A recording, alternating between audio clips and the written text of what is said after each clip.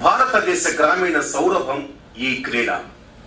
ఎంతో మంది క్రీడాకారులకు ఉపాధినిచ్చి మానసిక శారీరకంగానే కాక ఆర్థిక పరిపుష్టిని కలిగిస్తూ అనేక రంగాలలో అవకాశాలను క్రీడాకారులకు అందించే క్రీడగా ముందుకు సాగుతోంది.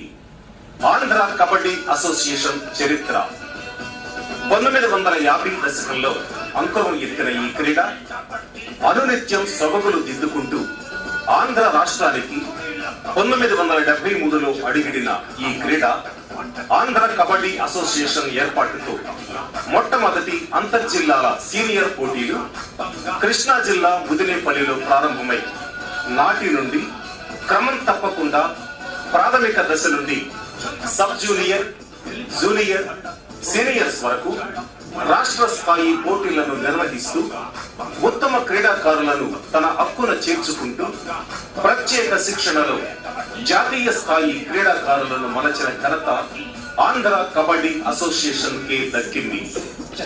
ఎంతో మంది క్రీడాకారులకు స్పోర్ట్స్ కోటా ద్వారా ఉపాధి అవకాశాలను కల్పిస్తూ వారి కుటుంబాలకు సుస్థిరతను ఇచ్చింది. ప్రతిభ కలిగిన క్రీడాకారులను భారతదేశానికి ప్రాతినిధ్యం వహించే విధంగా తయారు చేయడంలో ఆంధ్ర కబడ్డీ అసోసియేషన్